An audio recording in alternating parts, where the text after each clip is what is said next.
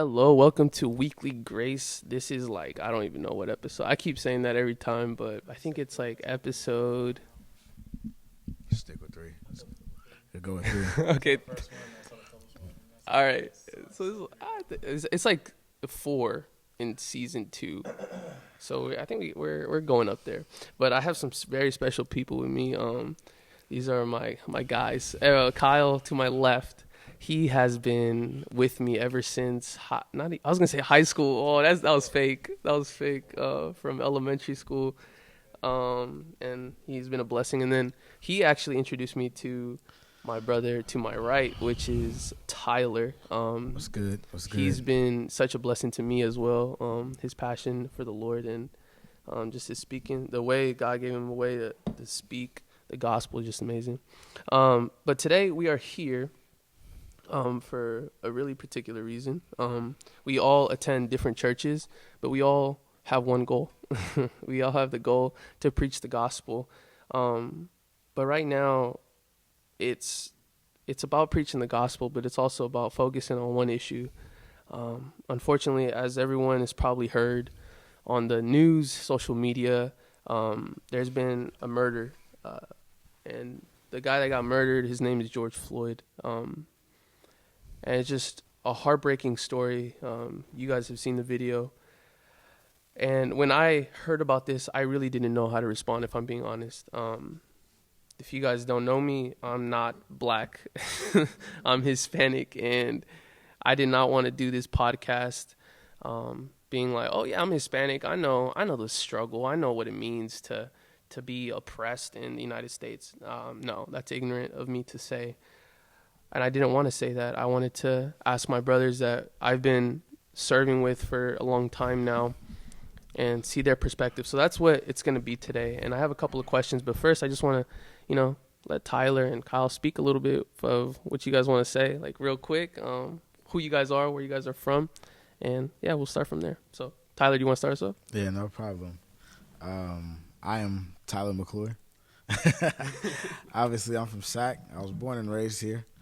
I was baptized at the age of 6, I believe, but I rededicated my life at 15.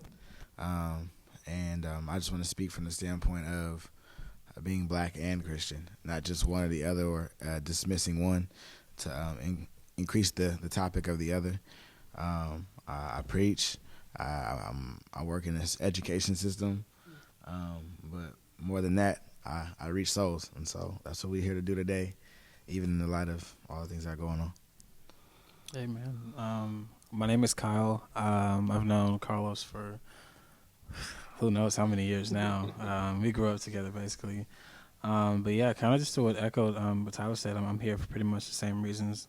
Being a young African-American Christian man in this world is not easy. And clearly seeing, with everything that's been going on. With me, I live in Los Angeles, and I moved down there because I'm in the entertainment industry a little bit. But now I'm super active in my church. But yeah, now being a Christian in general is not easy. But being a young African American Christian in today's society is crazy.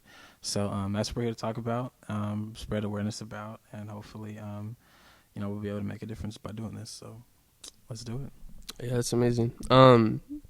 I just want to start. You kind of like touched on it already, Kyle. Being African American, I say African American, but it's like just black. Being black. Yeah. I wanted to start off with that question. I don't, because like Tyler said, you guys are both, and I am too. I'm Christian, yeah, of course. But for me to say that the color of my skin doesn't impact the way others see me would be ignorant, right? So I want to start off with that question. What is it like being a young black man in America and in light of everything right now? So Kyle, do you want to just start us off with that? Yeah, bro. It's for me growing up, it's from me being young all the way up to now. It's been a journey, bro, to be honest, because I was even talking with a couple of my friends and even my brother the other day.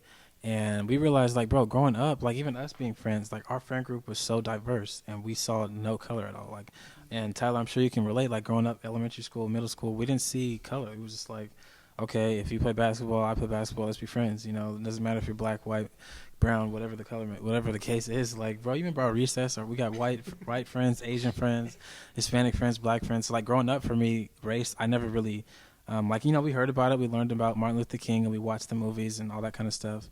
But growing up, it was never really an issue for me.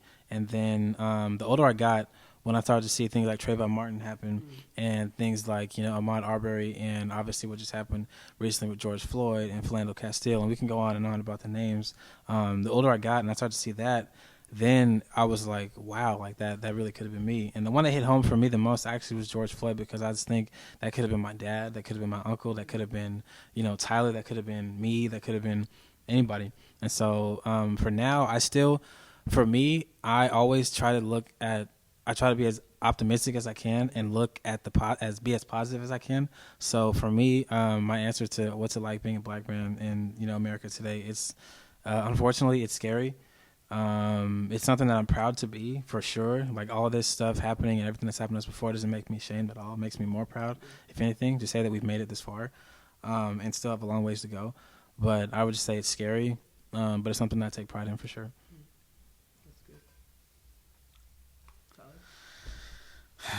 Being a black man today in this society in America has been,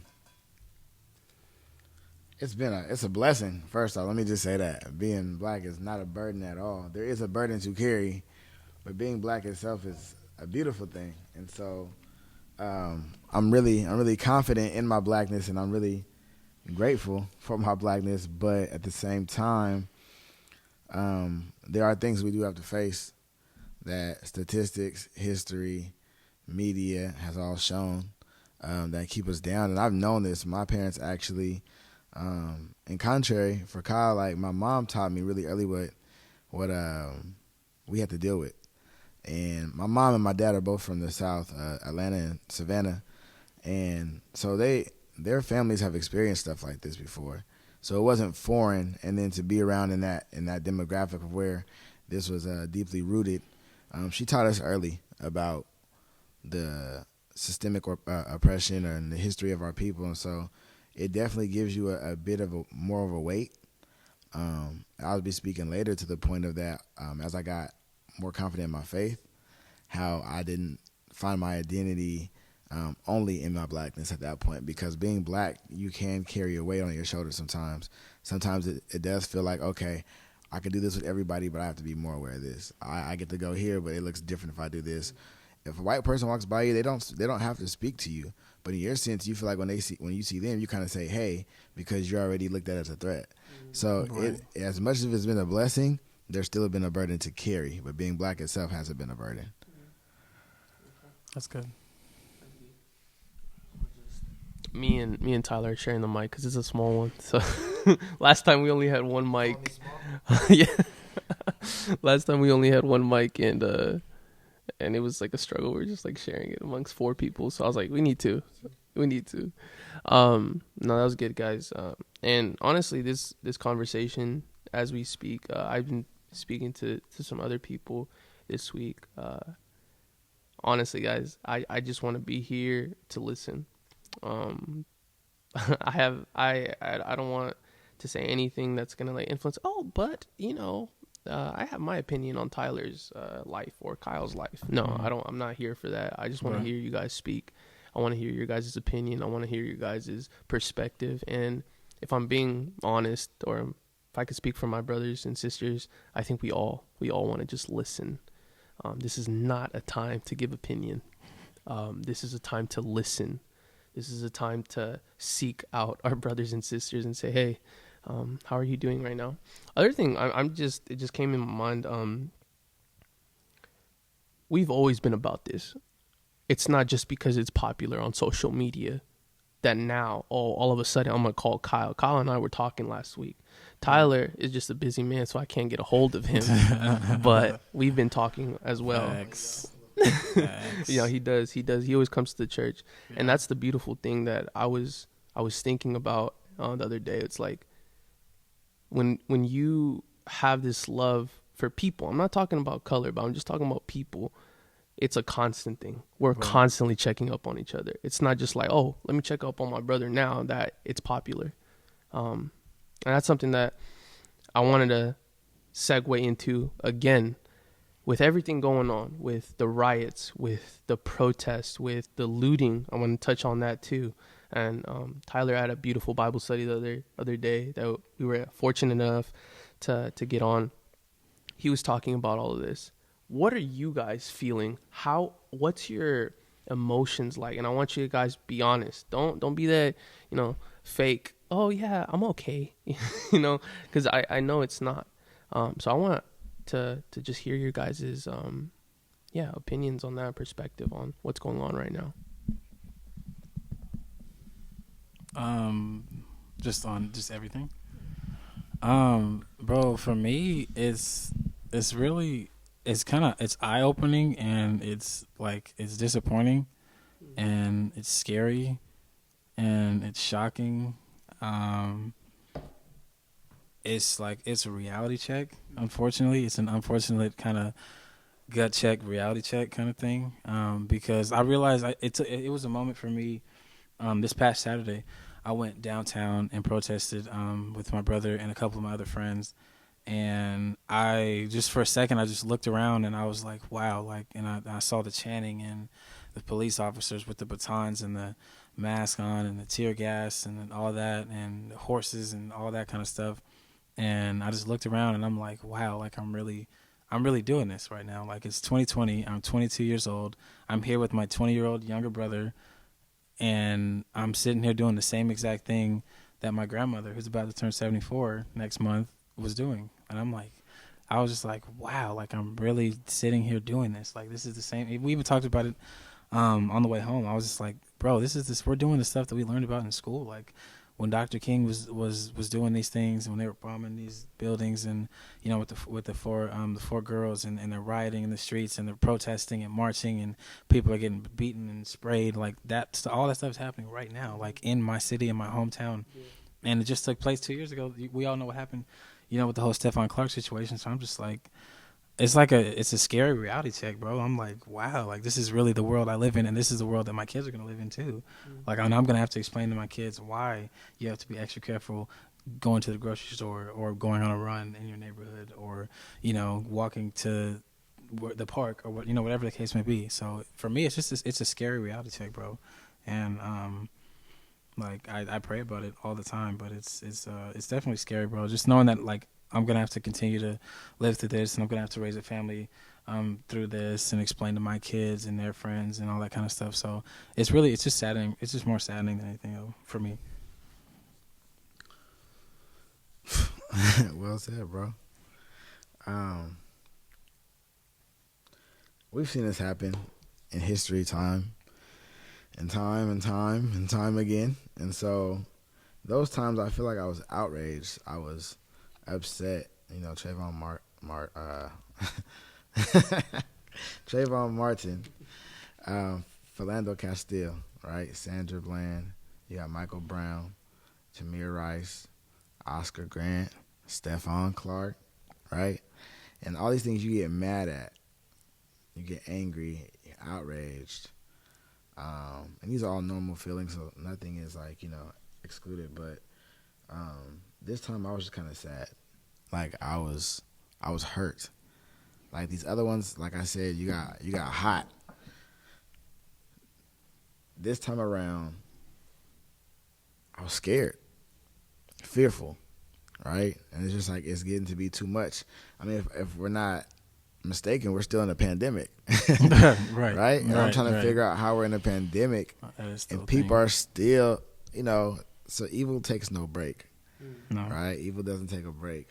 And if we have everybody at home, we can lock in on them watching something, either the more screen time, on their phone or their laptop or their television, so we can feed them more things, right? And so what happens? Boom. Okay, now you're at home, you're stuck, you're glued to the TV. We're going to cause some division. We already have them in fear, right? Now let's tear them apart in fear. So then you have, boom, one black person gets killed, right? I think that was Breonna Taylor. She was killed. Right. And then you have George Floyd, and then Ahmaud Arbery, right? One after another. And so subliminally, like subtly, these things are stacking up. We fed y'all one. You was jogging, and then you get killed. Then we have another one. Oh, Breonna Taylor innocently gets killed because the police have a no-knock warrant, right? And then boom, George Floyd. Okay, that's enough. So people snap. So I mean, I'm very aware that there's racism, but I'm even more so aware that there's racism driven by evil. Right. And so as believers, that's the part that we have to get to, right? The cops have a history of acting away, and so that's where I'm at with this. Like it's depressing. I had to go talk to a couple of mentees the other day, yesterday actually, and talk to them about the realities as a young black man. And I had to tell them, like, usually we're taught, like, okay, listen to the police, put your hand on the steering wheel. Now it's to the point where it's like, what do I tell you? And so I asked one of the boys, like, how do you feel? And one said he didn't know. I said, okay. And I asked the other one, how do you feel? He said, I'm a bit angry.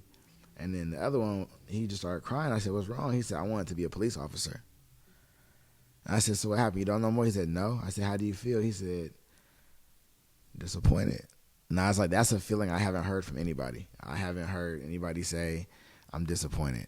I've heard sad. I heard overwhelmed. I heard angry, right? Pissed off, over it, right? But I haven't heard disappointed. And that's, I think, where I'm at. After so many, at some point, you don't even have enough energy to be angry, right? Right. That's why you don't see our grandparents out there fighting with us, because they know we've been here, not just because of age, but we're tired too. But that anger is... So I think at this point I'm just disappointed. I'm still a bit scared. I'm trying to work through those fears right now, but I'm disappointed with everything. It's just it hurts. Yeah, that's good, man. No, yeah, that's good. Tyler,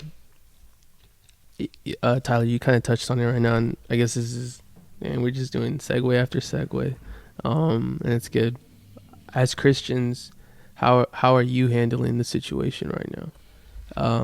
I know this is kind of like how you're feeling, but I was actually leaving my house right now, and there's a lady there, and she was just saying how, yeah, we're Christian, but that doesn't mean that we're not angry.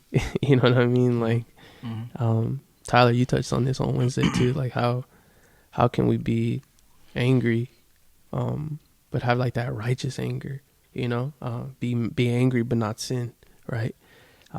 So as Christians, how are you handling the situation? And I wrote some things like, are you, through your praying, fasting, seeking wisdom through mentors, like what are you guys going to, and how can you give advice to those that are listening right now, how to seek the Lord in this situation?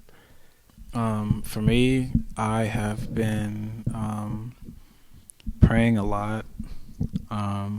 It's really all I can do. I feel like as believers, that's what we need to do. That's our backbone. That's our foundation. That's where, that's where it all starts. So for me, I've been praying a lot. Also, trying to educate myself a lot too, on what's happening and what's really going on. Because for me, it's tough.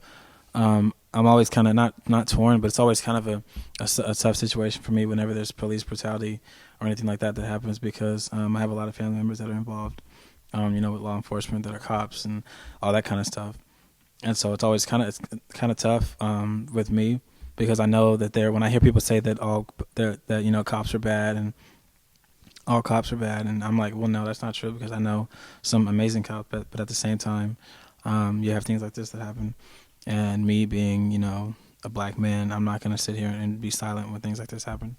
So with me, but yeah, I've just been praying a lot, and I'm just trying to educate myself on everything that's happening, not just here, not just George Floyd, but everything that's happened in the past and that's happening right now. So just trying to educate myself by doing things like that.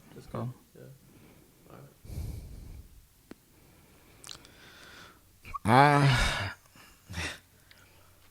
This is the part where, for the first time in a while, I felt myself at a tug of war with my flesh and my spirit. And spiritually, it took me a while, and it's still taking me some time to deal with this on the spiritual end. because the Bible tells us that he who is in Christ is a new creation. And so that does include your association to your race. Not disassociation, your association to. And so as a believer, once you're in Christ, you're a Christian first. Because if you allow your race to be what defines you, then you're going to feel those feelings of oppression and those feelings of constant defeat when we take blows like this, because you're operating in, something that's not eternal. And as much as I'm black and that's not going away, the day it does go away is when I die and my body decomposes. And so the part that we have to describe ourselves with or identify with is our Christian side. Now, that doesn't mean you dismiss whatever your culture is, Hispanic, Caucasian, black. And so, because those things are very real, we notice that there's different people in the Bible, Samaritans, and they could have either been, Hebrew, not Hebrew, whatever their culture was, right? You have the Jews and the Gentiles. So we're identified to be different. And if you recall the situation at the Tower of Babel, right? He split everybody up, and to me that looks like diversity, right? So they couldn't understand each other, right? So we're called to be different, but what's supposed to unify us is our Christianity. And so that's the part that should dictate the other one, right? Because there's no way you can say I'm a Christian black. Well, it's like, so I'm gonna operate my blackness, and Christian is just what describes me, right? So if I'm moving in my blackness, when things like this happen, my motive is to seek revenge, because I'm standing for my people, like a battle. Bloods, Crips, right? Americans, like whatever it might be. We identify ourselves as a group, but when you're identified as a Christian and take your identity in your Christianity, you say, hey, this happens to me, but I know that I'm victorious in the end, right? Regardless of what happens on earth. And so I could talk about how I feel about everything, and, we're kind of talking about that. But when you ask, how do we, deal with it in terms of our Christianity, when it comes to our faith, that's the only way I have to go about it, is not moving off what I say and how I feel because of my skin. But now that I put on God's skin, what does he want me to do? Yeah. And so those things where I have that little waging war, where it's like, okay, as a black man, I'm raised and I want to act in my rage, but as a Christian, I'm told not to sin in my anger. Right. So you see how they conflict. Mm-hmm. So right now I'm just kind of torn, but the thing that's keeping me grounded and even fighting is the word. Mm-hmm. And so my thing to you is, or to anybody, is to fight this with the word, because I could pray, but at some point, praying runs out. You feel, it's like, what do I pray for at this point? I pray for peace. I'm still getting killed. I pray for, kindness. I still get called the N-word, right? And so at what do I pray when I have nothing left to pray? Well, the Bible tells us to pray the word back to him, right? And so I tell God, hey, you said you're going to never leave me nor forsake me. Let me know that right now. Show yourself to me. And so the word has just been reaffirming for me, because when I run out of feelings or descriptions on what to pray on as a black man, I know that as a Christian, I have a father that, regardless of all this, my human father would tell me to do the same thing, kill him. But my heavenly father is going to say, let's figure this out so you can have some peace. You know what I'm saying? So just having to be drenched in the word, which is tough. Yeah. Very. You want to touch on that, Kyle? Very. He said pretty much, he said pretty much everything that I feel as well. But it can be tough though, man, to be, to be deep in the word and to be like super just rooted in what God is telling us to do and how to handle the situation right now. If I said that it was easy, then I'd be lying. Like right now, it's just because like it's just so much has happened, and it's happening so often now, and it's becoming so normal that you get to a point where it's just like enough's enough. Like even Ray said, you feel like the prayers are running out. Like you're not seeing any change. You're seeing, more innocent black people being shot for no reason. We're being treated like threats wherever we go. We're being followed around stores for no reason. We're being followed by the cops home for no reason. Even with me, I had a job where I was, going door to door selling solar stuff. I had the cops called on me while I was just working, doing my job. because they thought that I was casing people's homes to rob them, and I'm ringing their doorbell. I'm ringing their doorbell on a Saturday morning, broad daylight on a Saturday morning, 9 a.m. I'm ringing people's doorbells. A lot of people aren't home. It's Saturday, you know, kids, sports, all that kind of stuff. So I'm ringing people's doorbells, stand there for about 7 seconds. If they don't answer, you know, I'm on to the next house, whatever. I'm not looking at the house or nothing. I'm ringing the doorbell, looking at my iPad, whatever. I'm walking to my car because I have to go use the bathroom, and the police officer pulls up on me and says, "Hey, what are you doing?" And it was my friend and I were both black. And I was actually instantly, you know, showed her my badge. I said, you know, this is what I'm doing. I work for this company. I'm going door to door selling solar. You know, this is all we're doing. And she was like, oh, we got a couple calls. And I said, why? And she said, because a lot of people thought that we had people that were seeing you through their ring light or through their ring, you know, the doorbell camera or whatever, and thinking that you're casing their home. And I was like, what does that mean? I didn't even know what that casing meant. I didn't know what that meant. And I said, what does that mean? And she said, oh, like scouting it out to rob it. And I said, and I said, wow. I kind of rolled my eyes and I was just like, wow, like really? And she was like, and she was actually a really nice cop. She was cool. She was a white lady. She was super cool though. She was just like, yeah, unfortunately, that's the kind of people that live in this neighborhood. And she's, you know, proceeded to ask, do you guys have your permits on you? And I said, we don't keep them on our person, but, you know, my manager has it back at the office. And she was just like, all right, well, next time you come to, you know, such and such neighborhood, make sure you guys have it, because that's the kind of people, unfortunately, that live here. But you guys have, you know, good rest of your day and all that. And then we, you know, ended up saying thank you and then left. But yeah, bro, there's stuff like that happens. Wait, how was your drive home after that situation? It was silent, huh? No, it was just crazy because I was with because I was a team lead, so I was the one driving like the company cars and stuff. So I was driving the van, and it was only three people on my team that day, and we just talked about it. It was me, that's good. My black friend. Okay. Yeah, it was me, my other black friend, and the other Hispanic friend, and they called the police because they thought that we were casing people's homes. Well, it says clear such and such solar businesses on my shirt. I have a badge hanging from, you know, you can see everything. I have a polo shirt, khaki pants. Like I have an iPad. I don't look suspicious at all. So your drive home, you guys talked about it? Oh yeah, for sure. Because I instantly called my manager and said, hey, this just happened. You know, my manager obviously apologized. I'm so sorry that happened. Yada yada. Head back to the office. You know, we got to go home from work for the day, whatever. But yeah, no, it was just crazy, bro. Like we talked about it. And we were just like, wow, like because we heard about that stuff happening.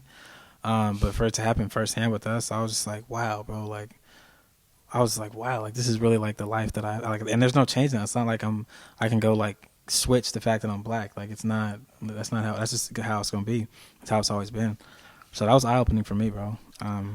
Definitely. It's crazy because like I'm grateful for that. You know what I'm saying? The fact that he didn't have to experience that early, because you know but you like, you know, sometimes you want to be, you know, a little aware, but that's something that you it's like knowing God, right?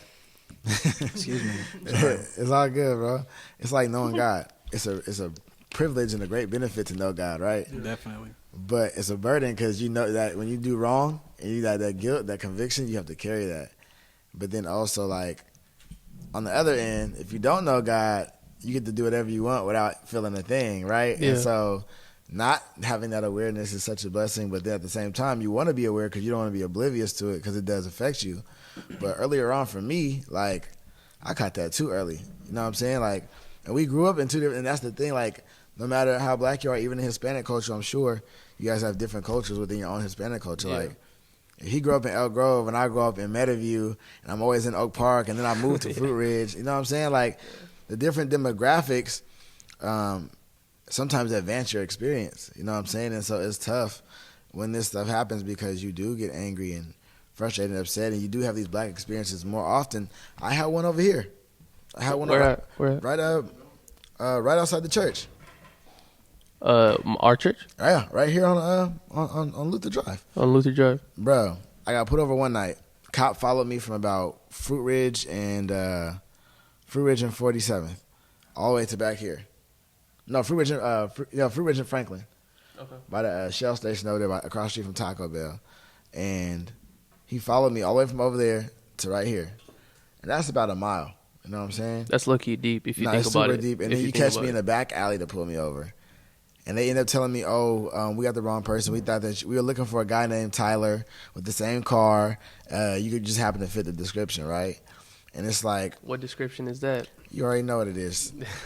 So, I mean, our experiences, like, they happen, and like, unfortunately, as no matter how different of an experience you have, you end up having one, right? And so it's those type of experiences never leave your mind. It's like it leave a trauma, and I think that's where we different in the church. Yeah. As you guys talk about those things, Kyle, you never said that to me, like that story, and just hearing that from you, it's like, unfortunately, it's a story that we see too often, right? If I ask any other of my black friends, hey bro, do you have a story like of a police officer? Like, I didn't even have to ask Tyler. He just said, oh yeah, that happened to me right here. And that's probably just one of many stories that you have. And so we asked the question, why? Why does that happen? Why does that happen? And me, like, I don't know if you guys can see me, but I'm like kind of fair skinned, so I sometimes get off with it, but I've seen a lot of my Hispanic brothers go through the same thing. And I just think about that and I say, why? And that might be a heavy question to answer right now. I don't know if you guys want to try to tackle that. Why? I heard this one, I know it's a, why does this stuff happen, I heard this one guy on Instagram, he was talking, and he was trying to tackle the question from a biblical standpoint, which what we're trying to do too. And he said, it's because we're inherently evil. Yeah. On the way here, I was talking to Vanessa, and I was just like, I was thinking about you two as we were coming. And before this, Kyle texted me. He was like, hey bro, do you have donuts? Or not donuts, you have breakfast, because I haven't eaten.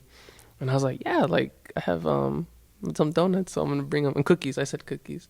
But then my mom was like, no, take them donuts, And I just started thinking about that, like, just like you like donuts, I like donuts. And just like you like cookies, I like cookies. And I know that sounds very dumb and simple, but what I'm trying to get to is, you are a human, and I am a human. And you bleed the same color I bleed. Just because we're a little darker or a little lighter, that doesn't take away from the fact that you're human. And so when I hear about these stories, because you've been judged because of the color of your skin, that just makes me question, and not question, it's kind of like certainty that we all have evil inside of us, and we need to be redeemed by the one that can only redeem us, which is Jesus Christ. There's evil inside of our hearts. There's sin. And the only thing that can erase this sin is Christ.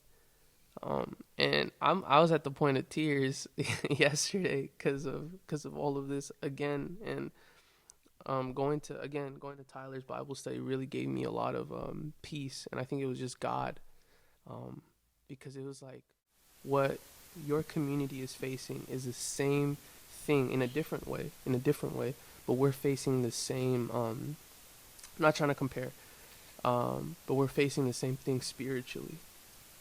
Yeah. Spiritually. And this leads me to my next question, which is with the protest. What do you guys feel is the call of the protest? What do you guys think the protests are trying to get to? What is the means to the end? Are the protests the means to the end? What is the final thing that people want to see after all of this?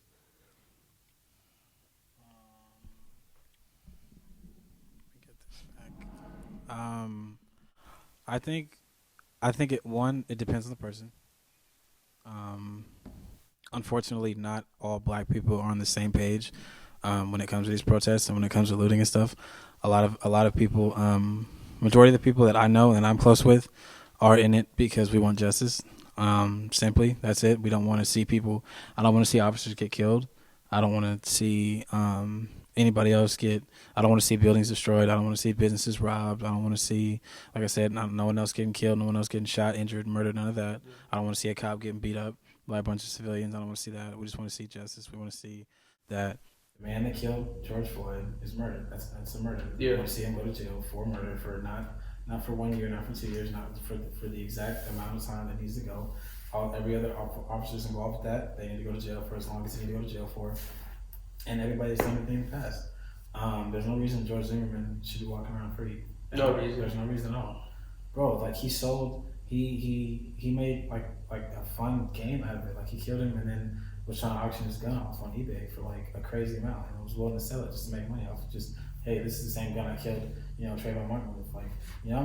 So for me and the people, like I said, the people I'm close with, the people I'm connected with, our reason for protesting is for justice. That's it. I don't want more violence. I don't want to see police getting beat up and shot and all that kind of stuff, because that's going to get us nowhere. But to answer your question, for majority of black people, that would be the answer. But then there also are a lot of black people who want to see people injured, who want to see people hurt, who want to see, which I understand, but I definitely don't agree with. I don't condone. I'm not promoting that at all. But yeah, just for me, it's just justice, bro. Like fair, right, no, because he's a white man, he's going to get 9 months in prison instead of 30 years, which is like, I just want just justice, fair justice, for everything that's happened and everything that's going to happen in the future, because unfortunately I know this isn't the end. So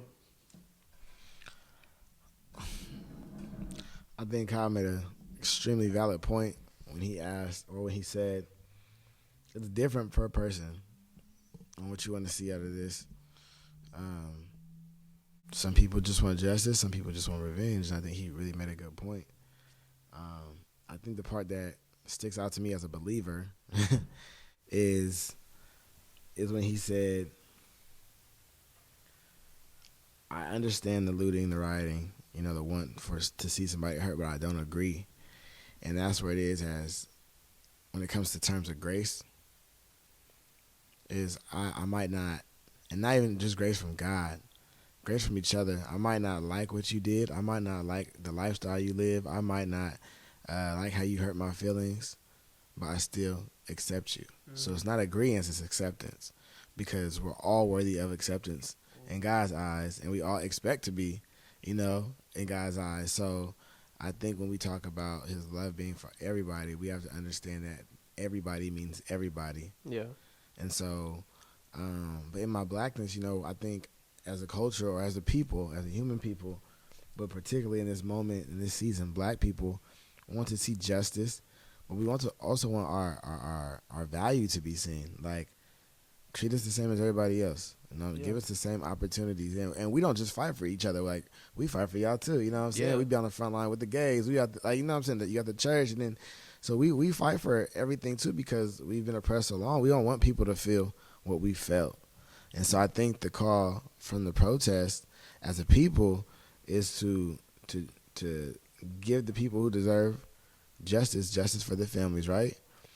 But as a people, we want to be able to just stop getting beat, stop killing us. I think that's the cause. Stop killing us. Yeah. Treat us right. Stop killing us, please. That's what it is. And that's what it is. If nothing else, that. But you have all these different aspects depending on, what your experiences have led up to. Like Kyle, we here for justice, though. Yeah. No, I love that. That's what it is. Like, praise God that we have a God that is all about justice, and against. And I'm going to say this for whoever doesn't know, but our God is against violence. Like, our God is against oppression.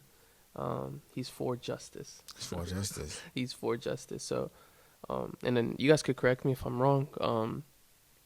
I believe that the 4 police officers are convicted now. They've been charged. They've been charged. Not convicted. Not convicted. So all of the protests, they're saying, and all of the things that are happening on social media is working, right? Yes. It's pretty safe to say. But that's the problem. Okay. Like, maybe go into that then. You mean, if I think on Friday he's like, you got caught stealing boxes. They got you on camera stealing boxes on your day off. Like, but it's funny, but here's the sad part. We get caught doing something, it's a wrap. No questions asked. You get pushed and processed, charged, convicted immediately, right? It shouldn't take all 50 states and outside the country to protest that this officer murdered somebody. There's no process for that. Cops get suspended, right, with pay. and then they go home and wait to see if charges are even going to be pressed. We don't even go through a process. We're guilty when we come out the womb. You know what I'm saying? And then, like you see, people who aren't doing anything wrong or accused of doing something wrong. I mean, he's going door to door, and immediately, you know what I'm saying? In most situations, you're taken right off the bat. No questions asked. Oh, wait, let us see a permit. Who are you? Let me see your badge. A white man does it right there on camera, and we have to protest for you to get it, and that's what we're protesting against. You know what I'm saying? That's not right. You wouldn't do that for yours, so don't do it to us. And if you would, return it, right? It's just not, nothing's fair.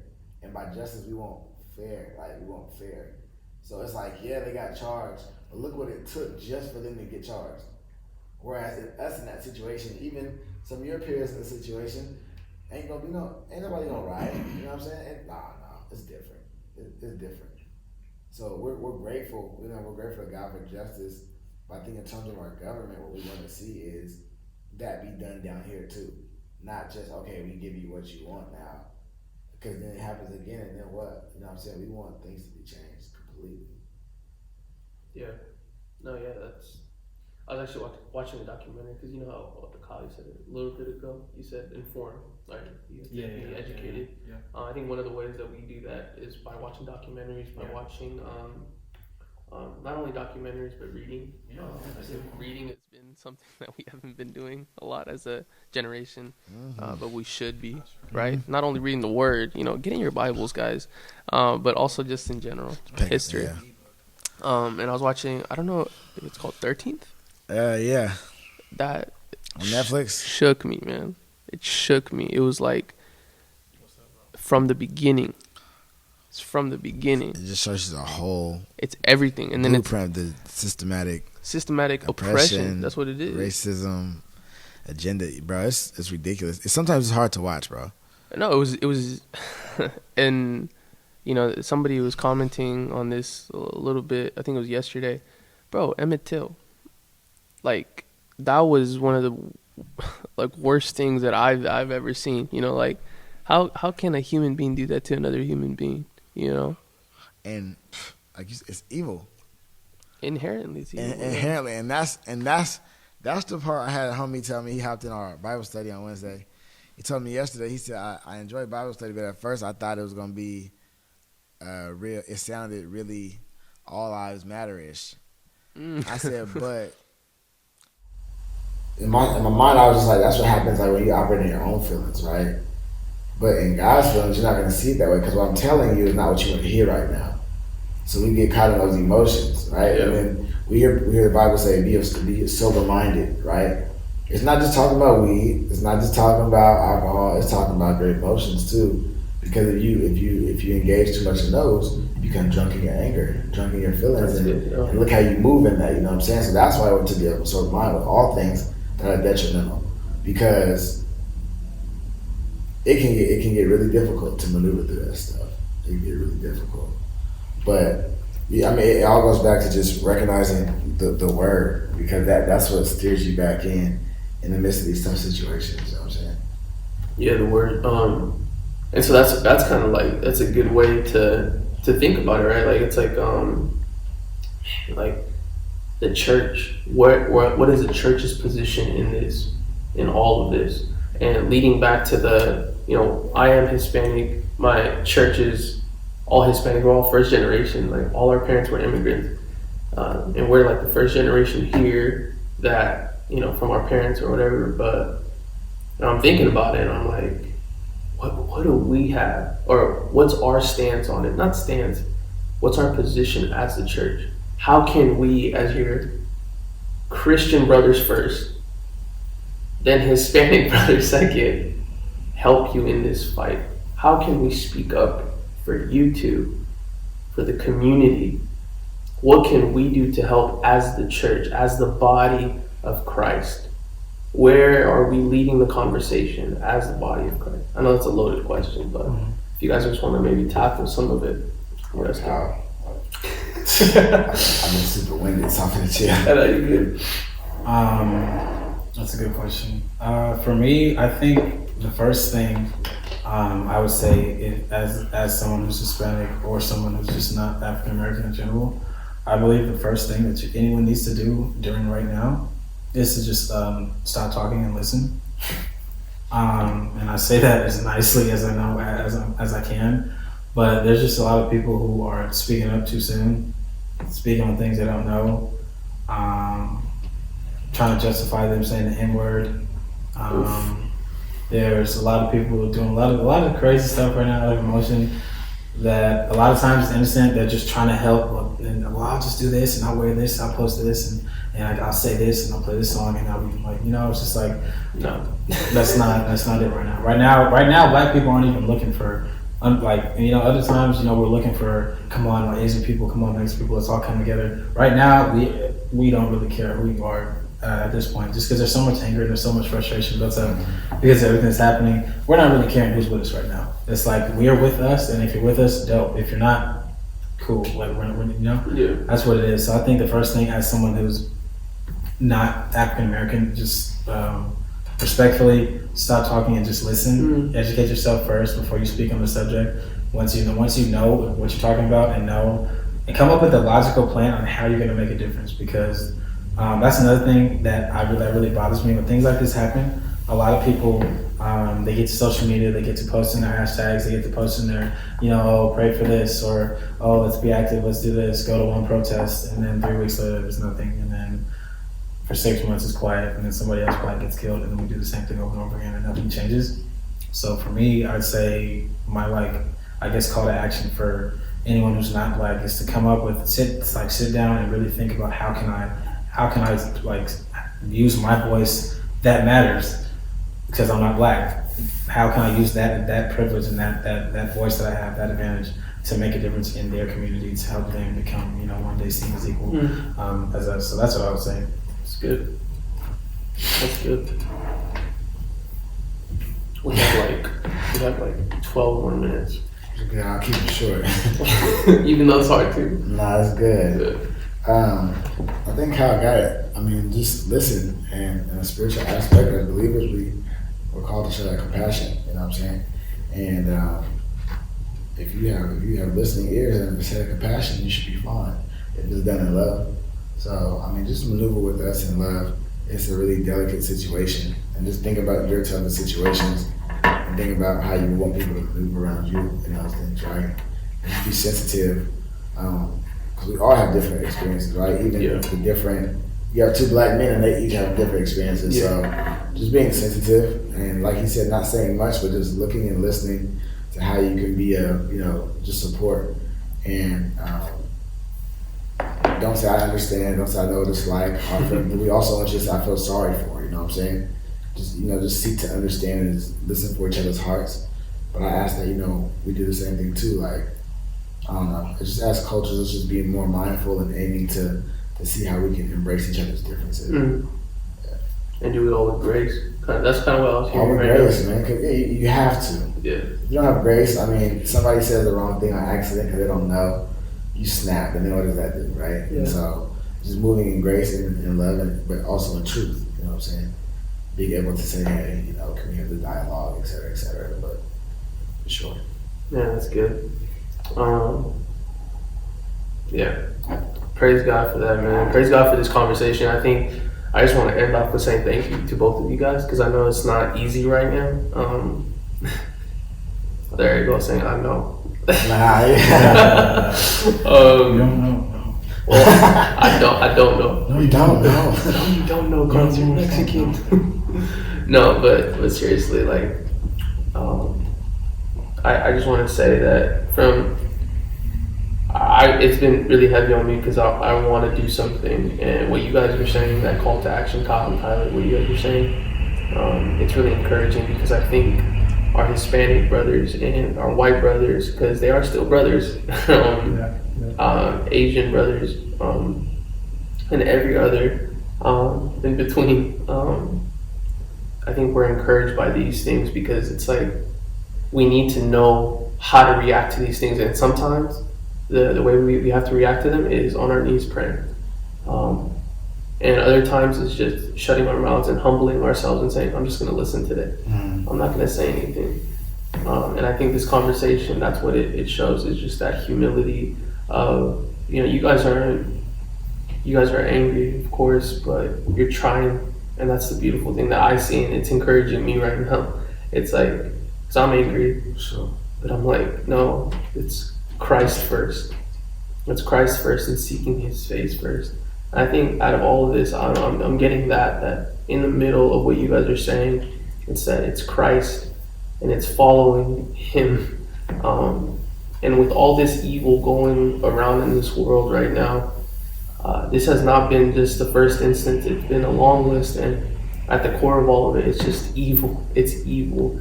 And the only one, again, that can redeem us from this evil is Christ. So yeah, I just wanted to end up on that note. I love you guys so much, and I thank you guys so much. Thanks for this is dope. Thanks for just even reaching out to gain that perspective. Oh yeah. Yeah, definitely. That's something that a lot of people aren't doing. Yeah. But yeah, like Tyler said, thank you for asking for our perspective. Really, before even kind of seeing your own, because that's what I said a lot of people are doing, and that's a mistake a lot of people are making. They're speaking a little too soon because they just want to help, but they're mad. They just wish things were better, and they're kind of just speaking a little too soon. So thank you for inviting us to just kind of say our piece, see what it's like from our shoes, from our perspective, and I know that once people see this, it's gonna make a difference for sure. So yeah, love you, bro. Appreciate you. Thank you. Love you too. All right, that is episode. I don't know what episode we're on, but episode 55. Let's stick on 3. It's episode 3. We love you guys, and just a little to end off this. I like to say this thing. I'm trying to end off on a good note, which is all. This whole thing was a good note. But, you are seen, known, and loved. You have purpose, meaning, and value. Every single one of you, and all of that is founded on Christ. So. Just know that you are seen, you are known, you are loved, you have purpose, meaning, and value to your life. Black, white, Mexican, Asian, whatever you are, God sees you for your heart, not for the color of your skin. He made you. Come on now, he loves you. He said you were my chocolate son. He loves you. There was a pastor, 𝘬𝘯𝘰𝘸𝘯, I don't know if you know him. He was saying, he was like, it's okay. Like, God gave me a little bit more color on my skin. That doesn't mean that he doesn't love you too. So I just think that we need to celebrate, like Tyler was saying, our differences. Yeah, but that's the episode. Love you guys and see you guys next week. God bless. Te amo. Te amo.